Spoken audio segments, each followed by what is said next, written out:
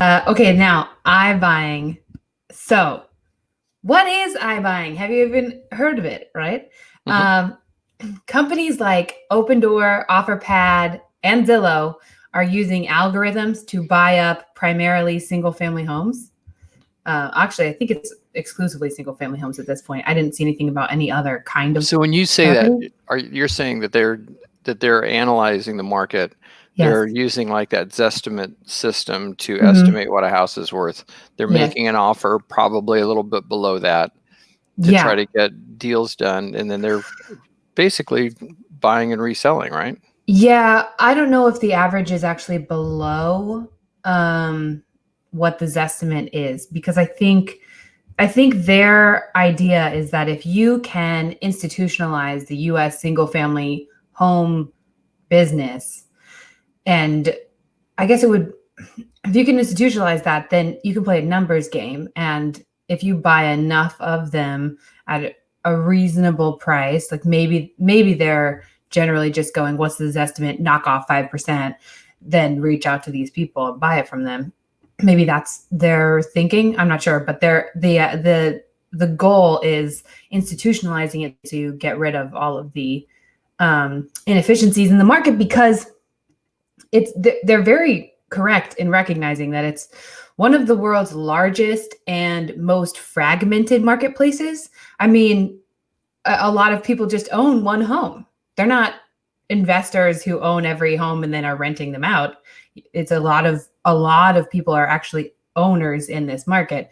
So it's kind of a mixed bag, like, morally or ethically. Like, I don't know where I stand on if it helps if it helps our American economy or not, because being a homeowner increases your equity so much. But it's also not my place, I guess, to make that decision. So Interesting. Well, I could see that working better with in a vertical market. You know, condos are a lot easier to do comparables on and are less different than yeah, single family homes, but you could have two seemingly identical single family homes, one that has a terrible sewer system, one that has a good sewer system, one that has great right. moldings, one that has no moldings, one that has Yes, old appliances, one that has new appliances, one that has yes, 9-foot ceilings, one that has 8-foot ceilings.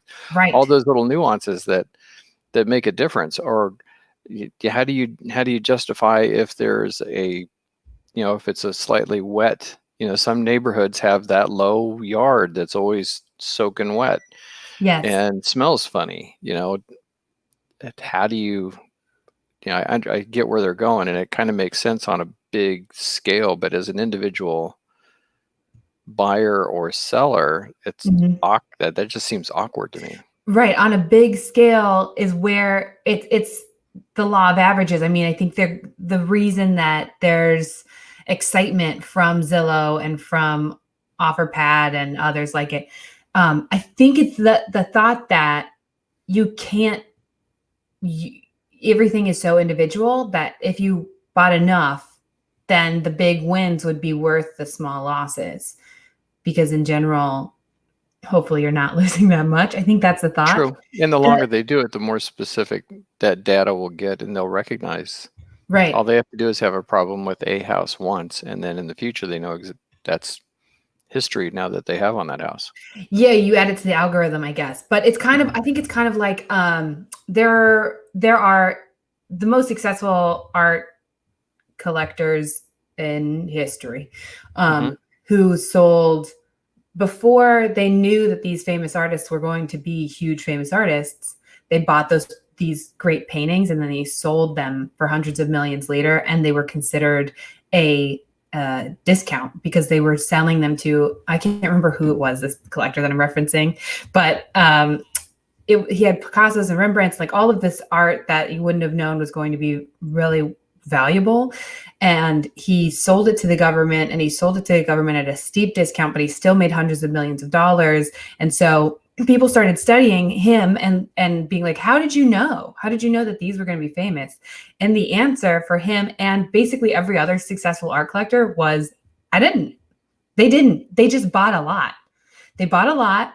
And then the ones that did appreciate in value appreciated so much that it was a no-brainer to spend to waste all that money on the ones that didn't appreciate. So I'm wondering if that's kind of the thought Could be. behind iBuying. If you buy enough, maybe. I don't know. I haven't done a deal on either side of an iBuy, and I don't even know if there would be a broker involved in that. But There is a broker involved. The process, that's actually part of the fear around Zillow hiring their own agents, because they do have to use agents. I mean, when iBuy buying mostly off the MLS. It's not an off-market price where they're going out and asking these owners. They're buying off the MLS, as in an agent has listed that's this how they have property. the information, because it's out there. Right. So a seller is wanting to sell, and it's online on the MLS somewhere, and an iBuyer buys it just like any other buyer, but it's a corporation instead, and they use an agent to do that. The problem, the unique position that Zillow is in, and that Realtor.com is in, because they have, or no, Redfin. Does Realtor.com hire the Redfin agents? Like, are they part of that? I can't remember. I don't think so. Redfin's its own standalone.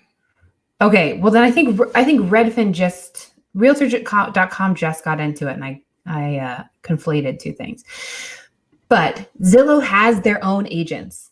Zillow is now hiring their own salary. They're now a brokerage, right? Which is changing their business model, because now they can't claim ignorance on listing data that they have posted online as a broker. True, and they are doing this in accordance with, or in tandem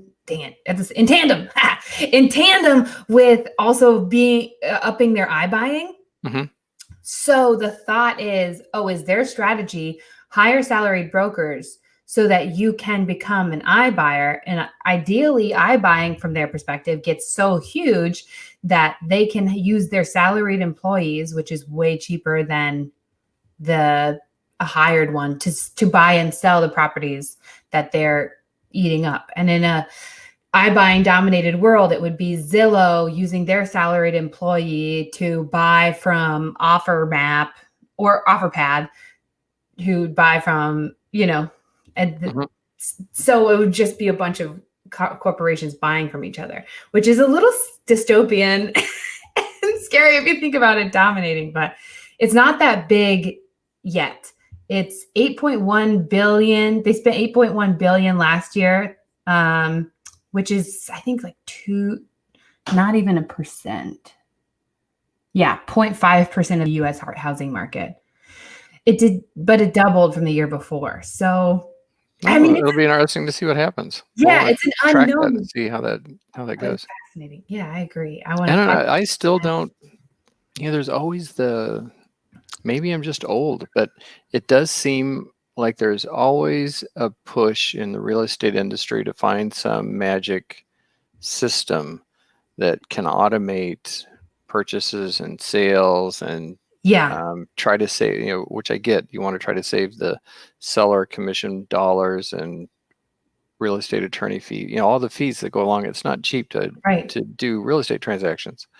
And I get that. And I get that there's a natural push, but being a real estate agent now and recognizing the myriad of stuff that we're always having to juggle and the personalities that influence that still makes it hard for me to imagine how you commoditize homes to the point that it's like buying a car. Cars are not that complicated. No. They can have problems, but it's limited exposure and they're component driven. So the risk is much lower, and there are a lot more cars on the road than there are houses in the country. The nuances that you were mentioning earlier about what if you have to find out the price of a home and the ceiling heights are different than the neighbor that looks like the best comp, like all those nuances, that's one thing. But every municipality is so different as far as getting your CO and getting the smoke certificate and getting through the building department. And what's the process with this municipality in particular? So,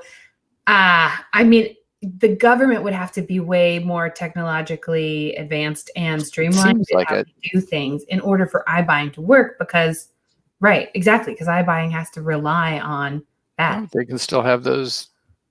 Yeah, maybe we'll see. It'll be interesting, fun to watch. Yeah, fun to. So We've got no control over it, so it's just we just have to kind of look at it like a fun game and yeah, produce great content. So if our jobs get put out of business, we can be fine. I think I'm going to be more okay with that than you are. What do you mean? If we got put out of a job as realtors. Yeah, I think that's true. I really love doing this so much. I love doing it a lot. I like doing it. I might like a beach just as well, or a boat. A boat on a Nordhaven. Oh, I know your That's right. vision.